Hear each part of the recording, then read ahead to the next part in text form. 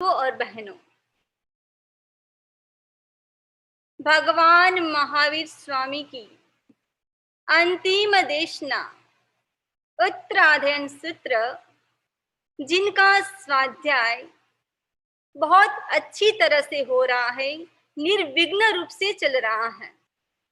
सचमुच में जब भगवान महावीर की वाणी का स्वाध्याय करते हैं तो कितना आनंद आता है, मन कितना प्रफुल्लित हो जाता है, इसको हम शब्दों में व्यक्त नहीं कर सकते हैं। आज उत्तरायण सूत्र का 36वां अध्ययन, जिसका नाम है जीवाजीव विभक्ति, जिसके अंतर्गत 268 श्लोक हैं। इस अध्ययन के अंदर जीव और अजीव के बारे में बताया गया है। भगवान महावीर स्वामी ने इस अध्ययन में बताया है, जम्बू स्वामी को सुधर्मा स्वामी कह रहे हैं। इस अध्ययन में पहले श्लोक के अंदर कहा गया है, जीवा जीव विपत्तिम सुनिह में ए गमना इयो जम जानियों समणे समम जई संजमे। यानी तुम एकाग्र होकर जीव और अजीव के विभाग को सुनो और जिनको सुनकर श्रमण संयम में सम्यक प्रयत्न कर सके। हम देखें, संसार में बहुत सारे पदार्थ हैं और उस पदार्थ में देखें तो मूल दो तत्व हैं, जीव और अजीव। तीसरा कोई भी तत्व नहीं है। आप पूरे विश्व में देख लीजिए, पूरे ब्रह्मांड में देख लीजिए, आपको दो ही तत्व मिलेंगे। और जीव, वैसे देखें तो जीव दो प्रकार के हैं। एक है संसारी जीव और दूसरा है सिद्ध जीव। एक है परमात्मा, एक है आत्मा। परमात्मा यानी सिद्ध भगवान और आत्मा हम हैं। एक है निरावरण ने, एक है आवरण सहित। और सिद्ध आत्मा कैसी है? निरावरण, कोई भी आवरण नहीं है। जो हम हैं उसके ऊपर क्या है? आवरण है। एक है सदेह, एक है विदेह। एक सदेह यानी शरीर सहित है हम, और सिद्ध भगवान विदेह यानी शरीर नहीं है।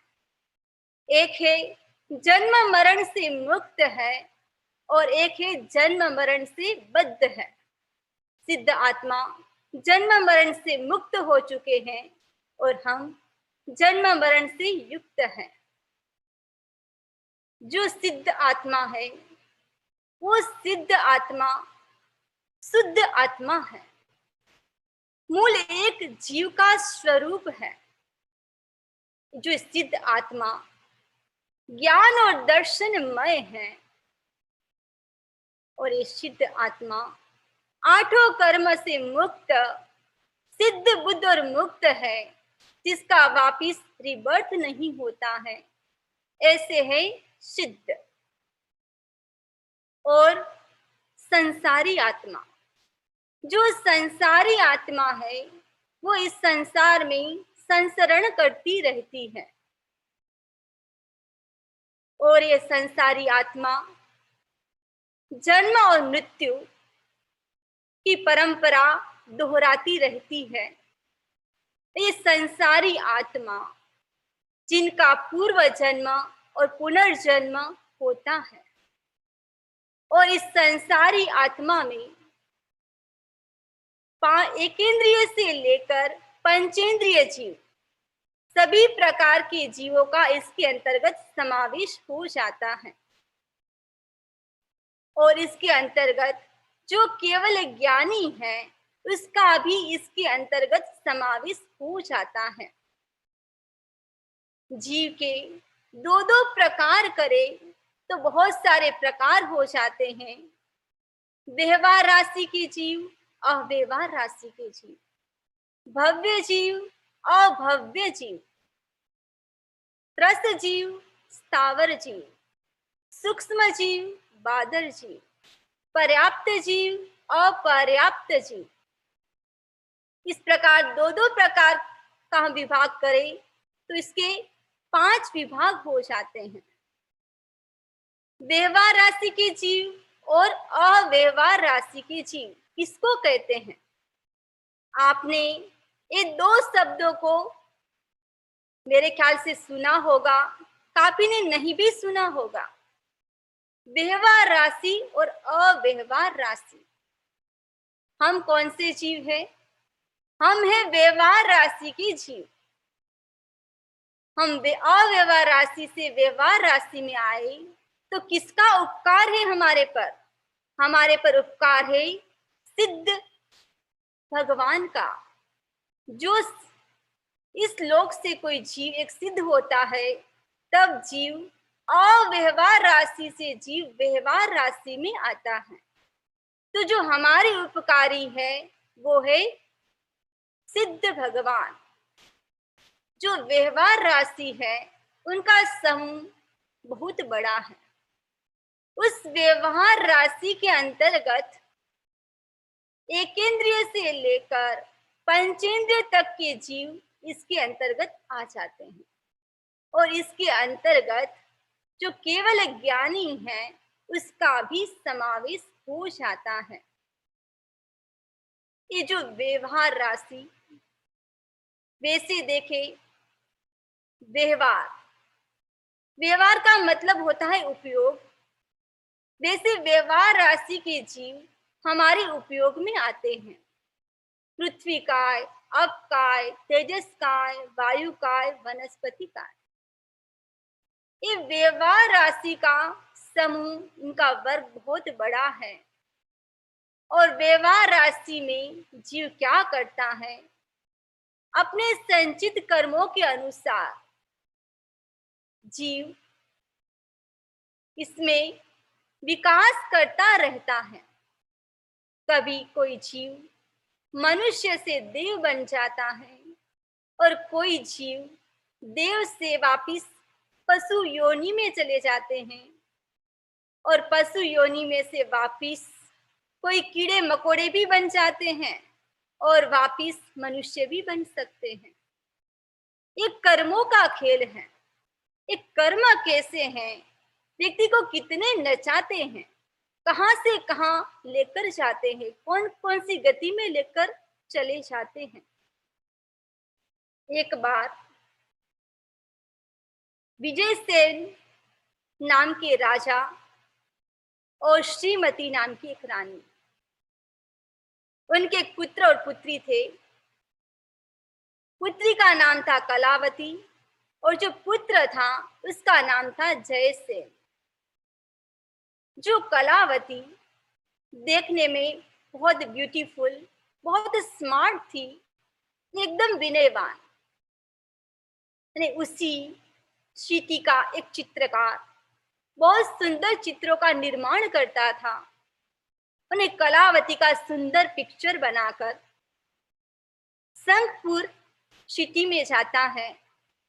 जैसे ही वहां पर गया, वहां का राजा शंख जैसे कलावती का इतना सुंदर चित्र देखा और चित्र देखते ही एकदम उसके प्रति आकर्षित हो जाता है। मन में एक संकल्प किया कि मैं मैरिज करूंगा तो इसके साथ।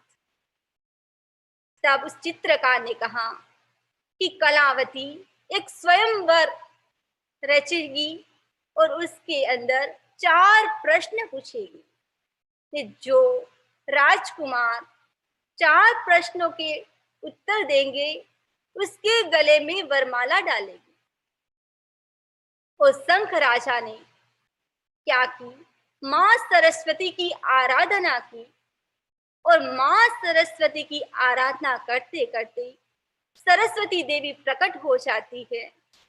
और सरस्वती देवी ने कहा कि तुम ऐसा करना, जहां पर स्वयंवर होगा वहां पर बहुत सारे पिलर होंगे और एक पिलर के ऊपर एक गुड़िया होगी, एक डोल होगी, उसके ऊपर आप हाथ को रख देना और जैसे ही उसके ऊपर हाथ रख दोगे और कलावती जैसे ही प्रश्न पूछेगी आपको तुरंत उसका आंसर मिल जाएगा।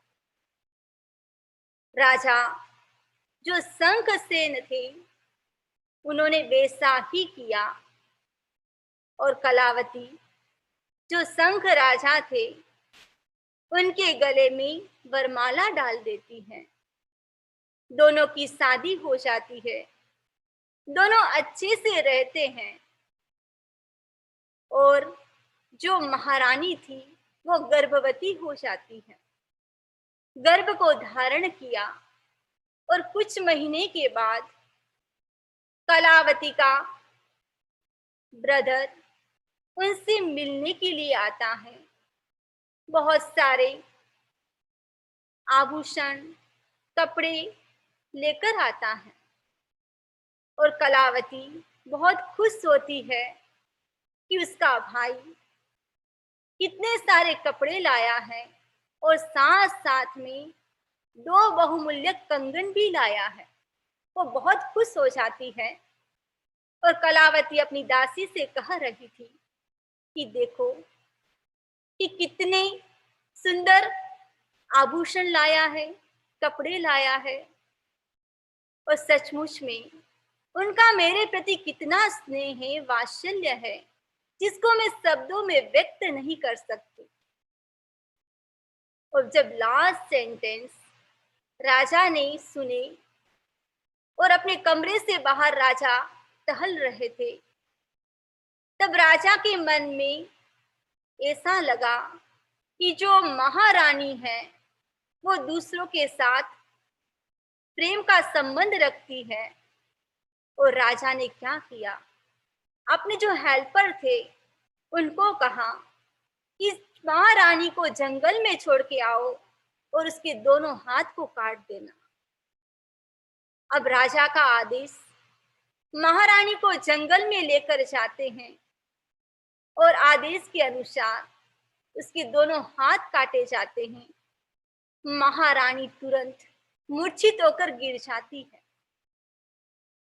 और जैसे ही उठी और उठने के बाद रोती है, रुदन करती है, विलाप करती है, लेकिन आवाज सुनने वाला कोई नहीं था। और नदी के किनारे पुत्र को जन्म देती है। एक कर्म की स्थिति कैसी है, पुत्र को जन्म तो दिया लेकिन पुत्र को उठाने के लिए महारानी के पास हाथ नहीं थे। कैसे करती अपने पुत्र का पालन पोषण। नदी के किनारे सोच रही है कि मैं शीलवती हूँ, मैंने किसी पुरुष को आंख उठा के नहीं देखा है। तभी जो नदी की देवी प्रकट होती है उसको दोनों हाथ दे देती है। कलावती अपने पुत्र को अपनी गोदी में उठाती है, उसका पालन पोषण करती है। उसी समय कुछ तापस घूम रहे थे और तापस महारानी कलावती को अपने आश्रम में लेकर जाते हैं। जैसे आश्रम में लेकर गए और राजा का आदेश था उसके अनुसार हेल्पर दोनों हाथ लेकर राजमहल में पहुंचे और जैसे ही राजमहल में पहुंचे देखा कि जो 2 कंगन है और 2 कंगन के ऊपर जयसेन नाम लिखा हुआ है, ये तो कलावती का भाई है। अब राजा बहुत पश्चाताप करते हैं और राजा तुरंत घोड़े को दौड़ाते हैं महारानी की खोज के लिए। और महारानी की खोज की जाती है। पता चलता है कि महारानी आश्रम में, जो तापस का आश्रम है, वहां पर रह रही है। और राजा खुद जाते हैं और महारानी को घर पर लेकर आते हैं और राजा उनके सिल की प्रशंसा करते हैं और कुछ महीने व्यतीत होने के बाद उसी नगरी में, शंखपुर में, एक ज्ञानी मुनि का आगमन होता है। और जैसे ज्ञानी मुनि का आगमन हुआ, राजा और रानी मुनि के दर्शन करने के लिए जाते हैं। जैसे मुनि के दर्शन किए और महारानी कलावती के मन में एक जिज्ञासा उत्पन्न होती है और कहा कि मेरा कोई दोष नहीं, फिर भी मेरे दोनों हाथ क्यों काटे गए। तब ज्ञानी मुनि क्या कह रहे हैं कि पूर्व भाव में तुम महेंद्रपुर के नगर के महाराजा नर विक्रम की बेटी सुलोचना थी और राजा को प्रेजेंट में 2 पैरट तोते मिले हुए थे। वो तुमको बहुत प्रिय लगते थे और तुम उसका अच्छे से केयर करती थी और तुम जब भी संत महाराज के दर्शन करने के लिए जाती तो तोतों को भी साथ में लेकर जाती थी। अब जैसे ही तोते ने संत महाराज के दर्शन किए और तोतों को जाति स्मृति ज्ञान हो गया। देखो, जब एनिमल्स है उनको भी जाति स्मृति ज्ञान हो जाता है, पूर्व भाव का ज्ञान। तोते ने सोचा कि मैं पूर्व भाव में मुनि था और मैंने क्या किया था कि ज्यादा परिग्रह रखने के कारण, विराधना करने के कारण मुझे क्या बनना पड़ा, एक तोते की योनि में आना पड़ा, एनिमल्स बनना पड़ा।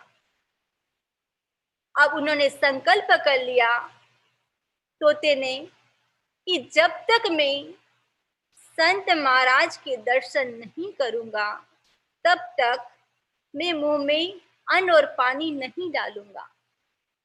एनिमल्स ने ऐसा संकल्प किया। अब होता क्या है कि सुलोचना तोते को लेकर घर पर पहुंचती है और तोता रोज सुबह सुबह उड़ जाता और संत महाराज के दर्शन करने के लिए जाता और वापिस आ जाता। एक बार क्या हुआ कि तोता उड़ जाता है लेकिन बहुत दिन तक आता नहीं है। जब बहुत दिन के बाद वापिस आया तब सुलोचना ने क्या किया कि उसकी दोनों जो पांख थी उसको काट दिया।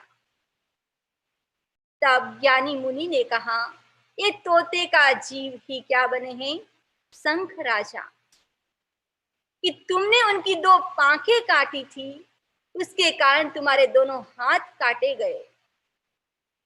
अब राजा और रानी को प्रतिबोध मिलता है।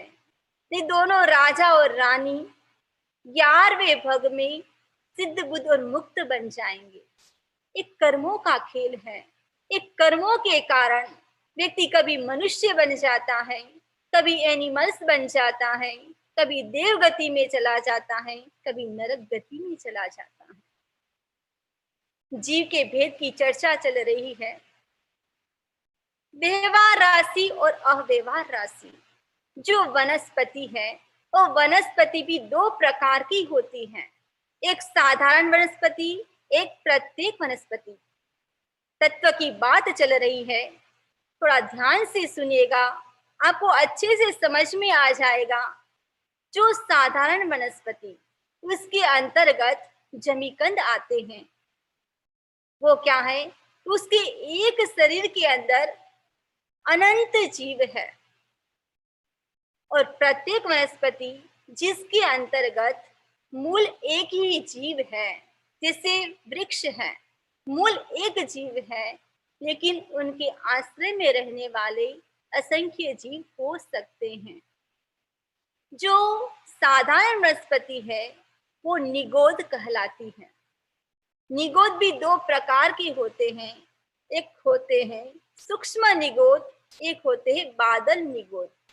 जो बादल होते हैं वो थोड़े बड़े होते हैं। जो बादल है, 5 प्रकार की काई होती है, जो लिलन फूलन हो जाती है वो 5 प्रकार की होती है। वो भी वाइट भी होती है, येलो भी होती है, रेड भी होती है, ग्रीन भी होती है और ब्लू भी होती है। ने जो जमीकंद है, ये सब क्या है? बादल निगोद कहलाते हैं। लेकिन जो सूक्ष्म निगोद है, वो है अव्यवहार राशि के जीव कहलाते हैं। अव्यवहार राशि के जीव पूरे लोक में है, जिसका हमारे साथ कोई संबंध नहीं है, कोई व्यवहार नहीं है। ये जीव उसमें ही जन्म लेते हैं, उसमें ही मरते हैं। ये व्यवहार राशि और अव्यवहार राशि के जीव में देखिए, जो अव्यवहार राशि के जीव है, उसकी अवगाहना, स्थिति, श्वासोच्छ्वास सबके समान होते हैं। जब हम एक बार श्वासोच्छ्वास लेते हैं, उतने में तो अव्यवहार राशि के जीव 17 बार जन्म मरण कर लेते हैं। यह अव्यवहार राशि की जीव ने, हम है व्यवहार राशि की जीव। उसके बाद भव्य और अभव्य। भव्य मीन्स किसको कहते हैं? यानी जो मोक्ष जाने की योग्यता रखते हैं, वो है भव्य जीव। अभव्य जीव जो मोक्ष जाने की योग्यता नहीं रखते हैं, वह है अभव्य जीव। एक भव्य का अर्थ है योग्यता। किसी की विद्या में योग्यता हो सकती है, किसी की ड्राइंग में योग्यता हो सकती है, लेकिन वो व्यक्ति जो योग्य भी है, लेकिन वो अभवी भी हो सकता है। प्रश्न हो सकता है कि एक ही क्लाइमेट में रहने वाले सभी जीव एक भव्य और एक अभव्य कैसे हो सकते हैं? तो ये तो अनादि पारिणामिक भाव है। जो जीव है वो हमेशा जीव ही रहेंगे, ने जो अजीव है वो हमेशा अजीव ही रहेंगे। जो भवी है वो हमेशा भवी ही रहेंगे, जो अभवी है वो हमेशा अभवी ही रहेंगे। जीव कभी अजीव नहीं बन सकता और अजीव कभी जीव नहीं बन सकता। भवी कभी अभवी नहीं बन सकता और अभवी कभी भवी नहीं बन सकता। अब एक प्रश्न और उपस्थित होता है कि अभवी जीव है, वो तो मोक्ष में नहीं जाएंगे, लेकिन जो भवी जीव है वो मोक्ष में जाएंगे। तो क्या ये संसार भवी जीव से खाली नहीं हो जाएगा? लेकिन कुछ भवी जीव ऐसे हैं, है तो भवी, फिर भी मोक्ष में नहीं जाएंगे। आप सोच रहे होंगे ऐसे कैसे? जैसे फॉर एग्जाम्पल, जैसे पत्थर है, हर पत्थर में योग्यता है कि वो मूर्ति का आकार ले सके, लेकिन जब तक शिल्पकाल का योग नहीं मिलता है, तब तक वो प्रतिमा भी नहीं बनती है। वैसे ही ये भवी जीव है तो भवी, फिर भी वो मोक्ष नहीं जाएंगे। उसके बाद जीव के दूसरे दो प्रकार है, त्रस और स्थावर। त्रस किसको कहते हैं और स्थावर किसको कहते हैं? त्रस मिस वेंद्रिय से लेकर पंचेंद्रिय वाले जीव त्रस्त जीव कहलाते हैं, और स्थावर जीव पृथ्वी काय, अप काय, तेजस काय, वायु काय, वनस्पति काय, ये स्थावर जीव जो स्थिर है। यानी जो स्थावर काय के जीव है, वो सुख दुख के लिए एक स्थान से दूसरे स्थान पर नहीं जा सकते हैं, लेकिन जो त्रस्त जीव है वो सुख दुख के लिए एक स्थान से दूसरे स्थान में गमन कर सकते हैं, वो त्रस्त जीव कहलाते हैं। यह त्रस और स्थावर में सभी जीवों का समावेश हो जाता है। उसके बाद सूक्ष्म और बादर।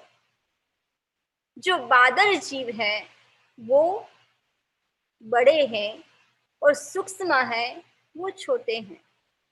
जो बादर जीव है उसके अंतर्गत एकेंद्रिय से लेकर पंचेंद्रिय जीव आ जाते हैं। और सूक्ष्म में एकेंद्रिय जीव, कुछ एकेंद्रिय जीव ऐसे होते हैं जो हमारी आंखों के विषय बनते हैं, और कुछ एकेंद्रिय जीव ऐसे हैं जो हमारी आंखों के विषय नहीं बनते हैं, जिसको हम देख नहीं सकते हैं। ऐसे सूक्ष्म जीव है जो पूरे लोक में भरे पड़े हैं। जैसे काजल की डब्बी में काजल पूरा भरा हुआ होता है, वैसे ही सूक्ष्म एकेंद्रिय के जीव पूरे लोक में भरे पड़े हैं। और उसके बाद पर्याप्त और अपर्याप्त जीव, या तो पर्याप्त होगा या तो अपर्याप्त होगा, तीसरा कोई विकल्प नहीं है। पर्याप्त मीन्स पूर्ण, अपर्याप्त मीन्स जो पूर्ण नहीं है। पर्याप्ति 6 है: आहार प्राप्ति, शरीर प्राप्ति, इंद्रिय प्राप्ति, श्वासोश्वास प्राप्ति, भाषा प्राप्ति और मन प्राप्ति। और जिसको जितनी प्राप्ति चाहिए उतनी पूर्ण कर लेता है तो वो पर्याप्त कहलाता है। ये जितनी चाहिए उतनी पूर्ण नहीं करता है तो वो अपर्याप्त कहलाता है। जैसे सूक्ष्म पंचेंद्रिय के जो जीव है वो कैसे होते हैं? वो अपर्याप्त होते हैं। जो सूक्ष्म पंचेंद्रिय के जीव, जो मनुष्य के मल मूत्र 14 स्थानों से जो जीव की उत्पत्ति होती है, कहलाते तो पंचेंद्रिय है। जिसके मन नहीं होता है वो 3 प्राप्ति तो उनकी हो जाती है, और चौथी प्राप्ति तो पूर्ण नहीं होती है, उससे पहले इसकी मृत्यु हो जाती है।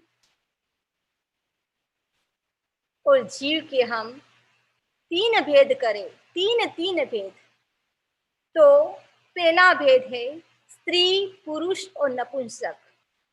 दूसरा असंयमी, संयमासंयमी और संयमी। और तीसरा है संगी, असंगी, नो संगी, नो असंगी। अब सबसे पहले स्त्री, पुरुष और नपुंसक। एकेंद्रिय से लेकर चतुर्ंद्रिय वाले जीव कैसे होते हैं? नपुंसक होते हैं। जो नरक के जीव है वो भी नपुंसक है। और जो देवता होते हैं वो स्त्री और पुरुष होते हैं, और मनुष्य होते हैं वो स्त्री, पुरुष और नपुंसक तीनों हो सकते हैं। उसके बाद संयमी, असंयमी और संयमासंयमी। संयमी जो 5 महाव्रत का पालन करते हैं उसको कहा जाता है संयमी। असंयमी यानी जो अपने जीवन में साधना नहीं करता है, त्याग प्रत्याख्यान नहीं करता है, वह कहलाता है असंयमी। और तीसरा है संयमासंयमी। इसके अंतर्गत व्यक्ति अपने जीवन में पूर्ण संयमी तो नहीं है, लेकिन अपने जीवन में व्रत प्रत्याख्यान करता है।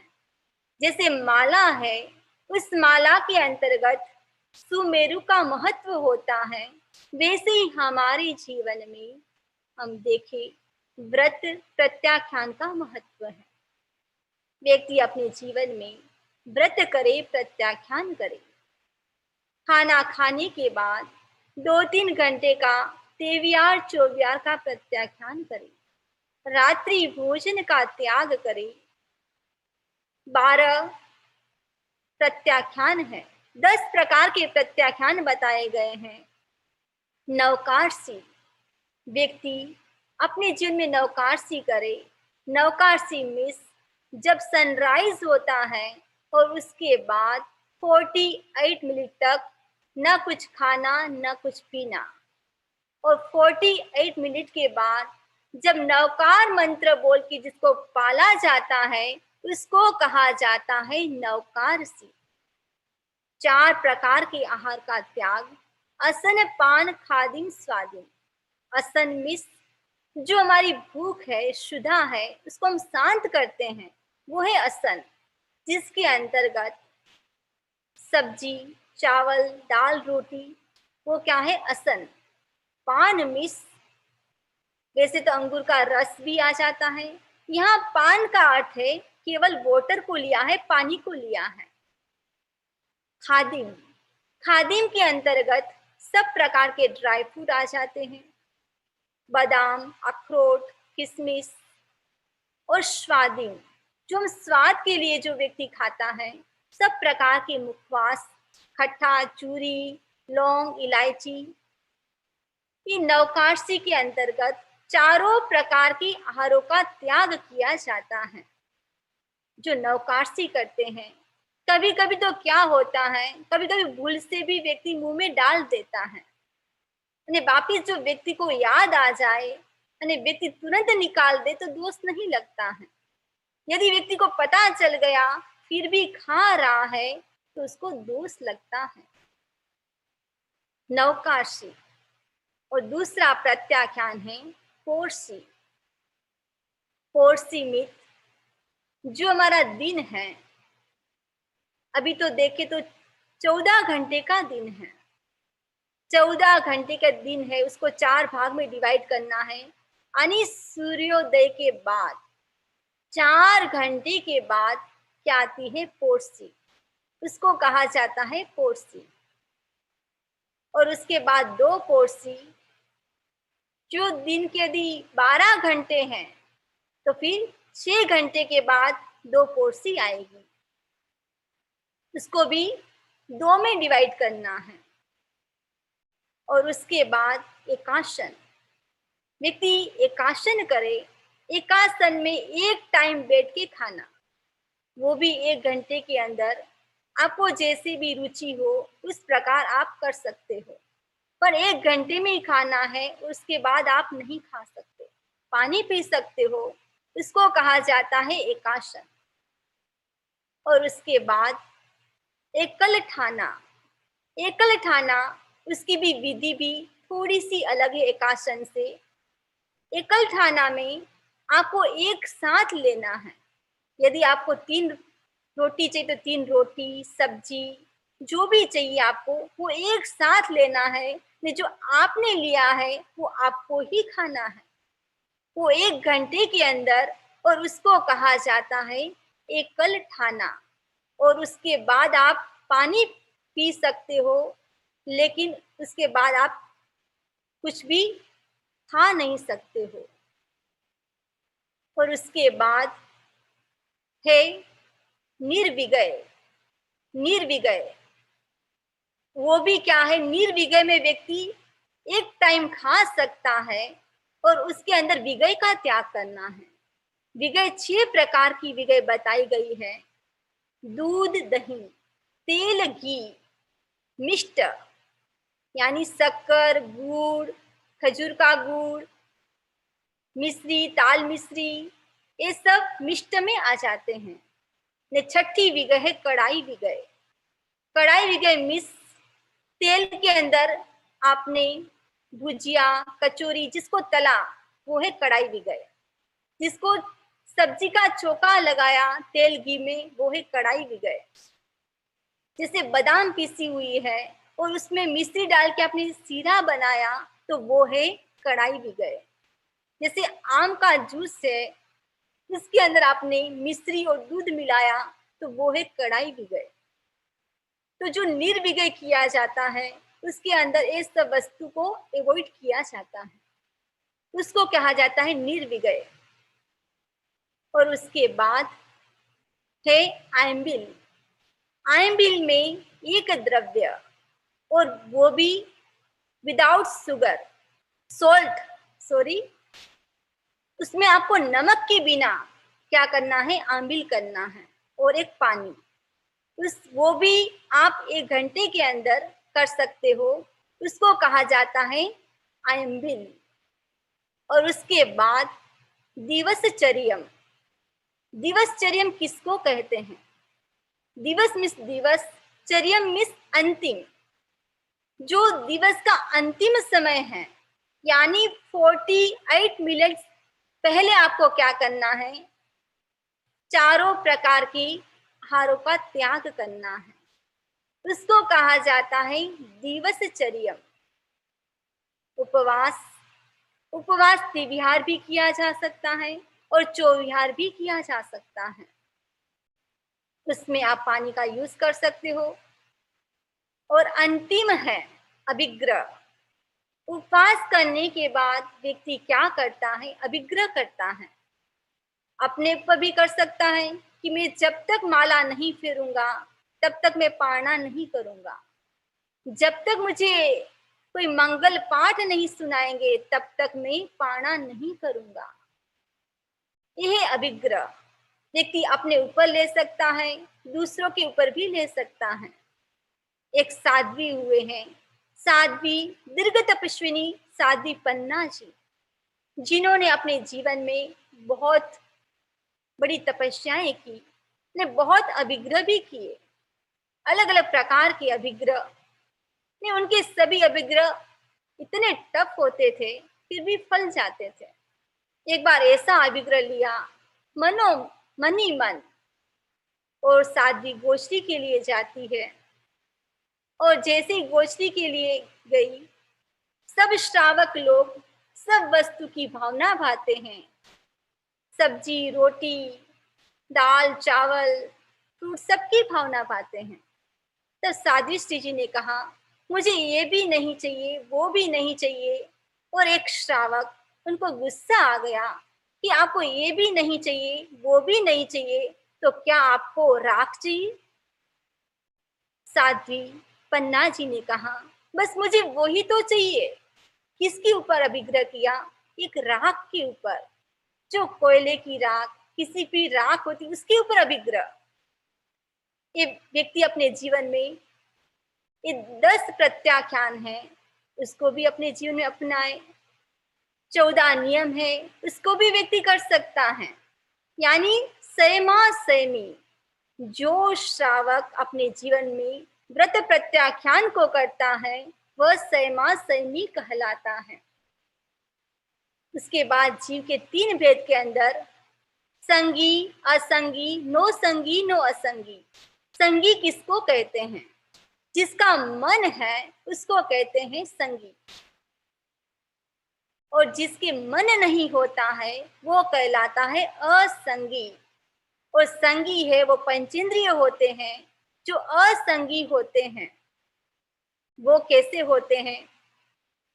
वो त्रियंज के मलमूत्र से जो उत्पन्न होते हैं जीव, मनुष्य के जो मलमूत्र से उत्पन्न होते हैं समुच्छिम जीव, वो असंगी कहलाते हैं। नो संगी नो असंगी, यानी इंद्रिय और मन जिसके उपयोग की अपेक्षा नहीं है, जो केवल ज्ञानी है, वो कैसे है? नो संगी नो असंगी, उनके पास केवल ज्ञान प्राप्त हो गया है। जीव कि हम 4 भेद करें तो नरक गति, त्रियंज गति, मनुष्य गति और देव गति। नरक गति, जीव ये 4 गति में अपने कर्मों के कारण व्यक्ति परिभ्रमण करता है, और 4 गति में जन्म और मरण की परंपरा चलती रहती है। अब यहाँ पर एक प्रश्न होता है कि गति किसको कहते हैं? एक तो गति है कि चलना, एक स्थान से दूसरे स्थान पर जाना, वह है गति। लेकिन यहाँ पर गति का अर्थ है कि एक भव स्थिति से दूसरी भव स्थिति में जाना, एक गति से दूसरी गति में जाना, उसको कहते हैं गति। ये जो गति है, नरक गति, त्रियंज गति, मनुष्य गति और देव गति, इसका क्रम ऐसे क्यों रखा गया? क्योंकि सबसे ज्यादा दुख कहाँ पर है? नरक गति में। इसलिए सबसे फर्स्ट गति है नरक गति। नरक गति के बाद त्रियंज गति, नरक गति के बाद त्रियंज गति में जो कष्ट है थोड़े कम है, इसलिए दूसरी गति है त्रियंज गति। और उसके बाद त्रियंज गति से भी मनुष्य गति में थोड़े कष्ट कम है, इसलिए तीसरी गति है मनुष्य गति। और चौथी गति है देव गति, उसके अंतर्गत मनुष्य गति से भी जो है कष्ट वो कम है। उसके बाद आती है देव गति। इस प्रकार 4 गतियों का क्रम रखा गया है। नरक में जीव घोर पापों को भोगता है। जो व्यक्ति जो क्रूर कर्म करता है वह जीव नरक गति में चला जाता है। नरक गति जिनका आयुष्य कितना, कम से कम 10,000 वर्ष का आयुष्य, उससे पहले नरक के जीव की मृत्यु नहीं हो सकती। हमारा कोई आयुष्य फिक्स नहीं है, आज है कल का कोई भरोसा नहीं है। लेकिन जो नरक गति के जीव है उनका आयुष्य फिक्स है, कम से कम 10,000 वर्ष और उत्कृष्ट 33 सागरोपम का आयुष्य है। नरक गति के जीव नरक में हैं। क्या जो देव गति में जो जीव है उनके मित्र है, क्या उसको मिलने के लिए वहां जा सकते हैं? हाँ, देव गति के जो उनके मित्र है वो नरक में उनके पास मिलने के लिए 4 नरक तक तो जा सकते हैं, चौथी नरक तक जा सकते हैं, उससे मिल भी सकते हैं, लेकिन उनको कष्ट को दूर नहीं कर सकते। नरक 7 प्रकार की नरक बताई गई है। रत्न प्रभा, शर्करा प्रभा, बालुका प्रभा, पंख प्रभा, धूम प्रभा, तम प्रभा, तम तम प्रभा। रत्न प्रभा एक कैसी है, वहां पर रत्न कैसे, नाम है रत्न प्रभा, लेकिन ऐसे नुकीले पत्थर है कि पैर रखो तो पैर भी कट जाए। शर्करा प्रभा, और वहां पर भी जो पत्थर कैसे, भाले जैसे तीक्ष्ण पत्थर। और बालू का प्रभा, बालू मिस रेत, जिसके अंदर चने भूंजे जाते हैं। रेत कितनी गर्म होती है, उससे भी ज्यादा रेत के अंदर नरक के जीवों को डाला जाता है। पंख प्रभा, जहां पर कीचड़ है, वैतरणी नदी बहती रहती है, गरम गरम उसके अंदर नरक के जीवों को डाला जाता है। पंख प्रभा। धूम प्रभा, धुआं भी कैसा, चाहे लंका मिर्च हो, कोई लाल मिर्च को छोका जाए तो उसका धुआं कैसा निकलता है, उससे भी ज्यादा वहां पर धुआं है। तम प्रभा, तम मिस अंधकार, तम तम मिस महा अंधकार वहां पर है। ऐसी है नरक गति। नरक गति में 3 प्रकार की वेदना बताई गई है। परमाधामी कृत वेदना, क्षेत्र वेदना और परस्पर वेदना। जो परमाधामी कृत वेदना है वह 3 नरक तक होती है। परमाधामी देव नरक के जीवों को कष्ट देते हैं, वह है परमा धार्मिक। परम अधार्मिक है, उनको उसमें ही इंटरेस्ट आता है, किसी को कष्ट देना, वो आनंद लेते हैं। अब प्रश्न हो सकता है कि क्या परमाधामी देव नरक के जीवों को इतना कष्ट देते हैं तो क्या उसको भी भोगने पड़ते हैं? कर्म हर व्यक्ति को भोगने पड़ते हैं, चाहे कोई भी गति का जीव हो। यदि व्यक्ति कैसा भी कर्म करता है उसको भोगना ही पड़ता है। वो परमाधामी देव भी क्या बनते हैं, बकरे मुर्गे बनते हैं, उनको भी अपना जो कष्ट दिया है उसको भी भोगना ही पड़ता है। तो जो परमाधामी कृत वेदना है वो तीसरी नरक तक होती है। और क्षेत्र वेदना, मिस क्षेत्र, ठंड और गर्मी की वेदना, जैसे न्यू जर्सी में, लंदन में, जम्मू कश्मीर में जैसे ठंड होती है वो ठंड की वेदना भोगते हैं। राजस्थान में चले जाए इंडिया में तो वहां गर्मी की वेदना। वैसे नरक के जीव है, ठंड और गर्म की वेदना सहते रहते हैं। एक वेदना है परस्पर वेदना, आमने सामने लड़ना। यहाँ तो ऐसा नहीं है, लेकिन इंडिया में ऐसा होता है कि एक गली का कुत्ता दूसरी गली में आ जाए तो वो लड़ना शुरू कर देते हैं। वैसे ही नरक के जीव भी क्या करते हैं, जैसे ही मिलते हैं तो एक दूसरे से लड़ाई शुरू कर देते हैं। नरक के जीव कहाँ पर उत्पन्न होते हैं? जैसे बच्चे तो माता के गर्भ में जन्म लेते हैं। जो देवलोक में जीव उत्पन्न होते हैं उसको तो उत्पात कहा जाता है, लेकिन नरक में जो जीव उत्पन्न होते हैं उसको कुंभी कहा जाता है।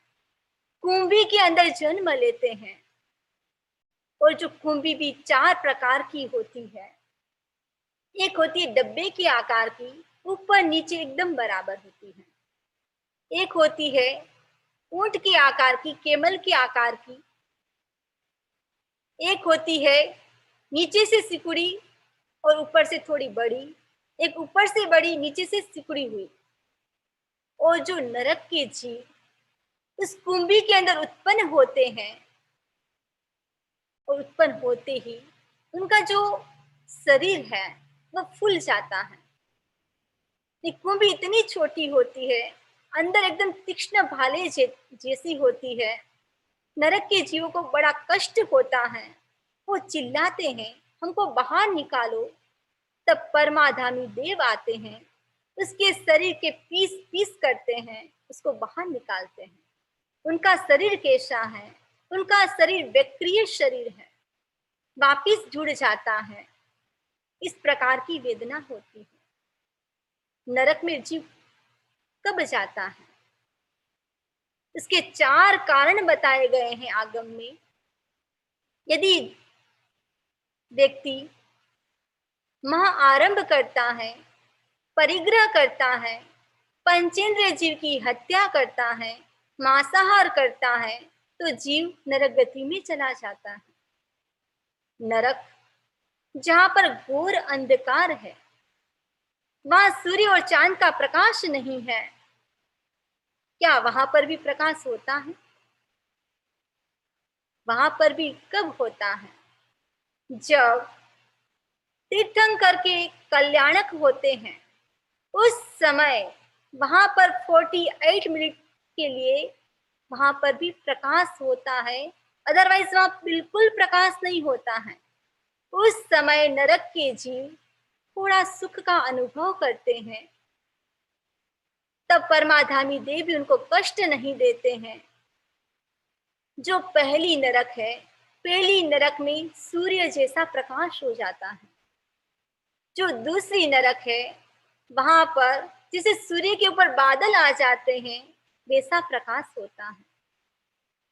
तीसरी नरक, और तीसरी नरक के अंदर चंद्रमा जैसा प्रकाश होता है। और चौथी नरक, उसके अंदर चंद्रमा के ऊपर जैसे बादल आ जाते हैं वैसा प्रकाश हो जाता है। पांचवी नरक, उसके ऊपर उसके अंदर ग्रह जैसा प्रकाश हो जाता है। छठी नरक, वहां पर नक्षत्र जैसा प्रकाश। और 7वीं नरक में तारों जैसा प्रकाश हो जाता है। ये नरक गति बहुत क्रूर है। हमको ऐसा कर्म नहीं करना है कि हमको नरक गति में जाना पड़े। हमको तो अभी कुछ याद नहीं है, लेकिन ऐसा कोई स्थान नहीं है जहां पर हमने जन्म मरण नहीं किए हैं। तो हमको ऐसे कर्म करने हैं ताकि हम नरक गति से बच सके। और नरक गति के बाद आती है त्रियंच गति। त्रियंच गति के जीव, जिसके अंतर्गत त्रस्त और स्थावर के जीव आ जाते हैं। एक इंद्रिय से लेकर पंचेंद्रिय जीव का जिसके अंदर समावेश हो जाता है। और त्रियंच नाम कर्म के उदय से वो त्रियंच कहलाते हैं। त्रियंच के 5 प्रकार बताए गए हैं। 5 प्रकार के त्रियंच होते हैं। एक होते हैं जलचर, दूसरे होते हैं स्थलचर, एक होते हैं नभचर, एक होते हैं उरपरिसर्प, एक होते हैं भुजपरिसर्प। नभचर, नभ मीन्स आकाश, स्काई, स्काई में उड़ने वाले जो बर्ड्स हैं वो त्रिंच में आते हैं। दूसरे हैं स्थलचर, यानी स्थल मीन्स जो ये भूमि है, अर्थ है, उसके ऊपर चलने वाले, जैसे काऊ, एलिफेंट आदि जीव क्या है, स्थलचर कहलाते हैं। जलचर, जल मीन्स वाटर, पानी में रहने वाले जीव, मछली, मगरमच्छ, ये क्या है, जल में रहने वाले जीव हैं। एक ही उरपरी, उर मीन्स उदर, मीन्स पेट से चलने वाले जीव है, जैसे सांप। एक है भुजपरी, यानी भुजाओं से, यानी शोल्डर से चलने वाले जीव है, नेवला, चूहा आदि जीव। त्रियंच के 5 प्रकार किए गए हैं। त्रियंच गति, त्रियंच गति में व्यक्ति कब चला जाता है, उसमें बताया गया है कि जो व्यक्ति माया करता है, गुड़ माया करता है, यदि व्यक्ति असत्य बोलता है और व्यक्ति जो बिजनेस करता है उसमें ज्यादा कम कर देता है, तो भी व्यक्ति त्रियंच गति में चला जाता है। त्रियंच गति के बाद आती है मनुष्य गति। ये जो मनुष्य गति है, ये मनुष्य नाम कर्म की उदय से मिली है। मनुष्य कैसा है, मननशील प्राणी है। मनुष्य के पास जैसा ब्रेन है वैसा ब्रेन किसी के पास नहीं है। मनुष्य के पास जैसी बैकबोन है ऐसी बैकबोन किसी के पास नहीं है। मनुष्य हमेशा सीधा चलता है, लेकिन आप देखें, कोई भी प्राणी को देख लीजिए, चाहे बंदर को देख लीजिए, वो भी बैठेगा तो थोड़ी देर के लिए, लेकिन जब चलेगा तो वैसे टेढ़ा चलेगा। मनुष्य के पास जैसी बैकबोन है ऐसी बैकबोन किसी के पास भी नहीं है। और मनुष्य के पास जैसी वाणी है वैसी वाणी भी किसी के पास नहीं है। ये मनुष्य, मनुष्य भी 2 प्रकार के होते हैं। एक होते गर्भज मनुष्य और एक होते हैं समुच्चय मनुष्य। गर्भज मनुष्य जो माता पिता के रज और वीर्य से उत्पन्न होते हैं वो कहलाते हैं गर्भज मनुष्य। और समुच्चय मनुष्य यानी मनुष्य के जो मलमूत्र से उत्पन्न होते हैं 14 स्थानों से, वो समुच्चय मनुष्य कहलाते हैं। गर्भज मनुष्य के 3 प्रकार किए गए हैं, कर्म भूमि के मनुष्य, अकर्म भूमि के मनुष्य और अंतर्दीप के मनुष्य। कर्म भूमि के मनुष्य, कर्म भूमि, हम जहाँ पर रह रहे हैं वो कौन सी भूमि है, कर्म भूमि, जहाँ पर असी मसी और कृषि का व्यापार होता है वो है कर्म भूमि। असी किसको कहते हैं, असी मिस शस्त्र, मसी मिस लेखनी और कृषि मिस जो खेती की जाती है। जो ये क्षेत्र कैसा है, कर्म भूमि का क्षेत्र है। अकर्म भूमि के मनुष्य, जो अकर्म भूमि के मनुष्य है वहां पर असी मसी कृषि का व्यापार नहीं होता है। वह मनुष्य की इच्छाएं बहुत कम होती हैं और 10 प्रकार के कल्प वृक्ष से जिसकी इच्छा की पूर्ति हो जाती है वो कहलाते हैं अकर्म भूमि के मनुष्य। और इसके बाद 56 अंतर्दीप के मनुष्य, जो 56 अंतर्दीप के मनुष्य हैं वह भी जो लवण समुद्र है उसमें हिमवान और शिखरवान जो 2 पर्वत है, उस पर्वत के पूर्व और पश्चिम दिशा में 4-4 डाढ़े हैं और 4-4 डाढ़ों में 7-7 प्रकार के द्वीप है। उन्हें वहां पर जो जीव उत्पन्न होते हैं वो कहलाते 56 अंतर्दीप के मनुष्य। वो भी 10 प्रकार के कल्प वृक्ष अपनी इच्छा की पूर्ति करते हैं और वह जीव देवताओं जैसे सुंदर होते हैं, एकदम शांत होते हैं और मरने के बाद वापिस वो देवलोक में जाते हैं। मनुष्य मनुष्य कौन बनता है? जो व्यक्ति सरल होता है, विनम्र होता है, जो ईर्ष्या नहीं करता है, जो दयावान होता है, वह व्यक्ति मनुष्य बनता है। और उसके बाद देवगति, देव, जो व्यक्ति ज्यादा पुण्याई करता है, तो पुण्याई के बाद व्यक्ति देवगति में चला जाता है। ये वहां पर व्यक्ति अपने पुद्गलों को भोगता है, भोगों में इतना रचा पचा रहता है। जो देवलोक के जीव होते हैं वो भी क्या करते हैं? तीर्थंकर के 5 कल्याणक को मनाते हैं, समवसरण की रचना भी करते हैं।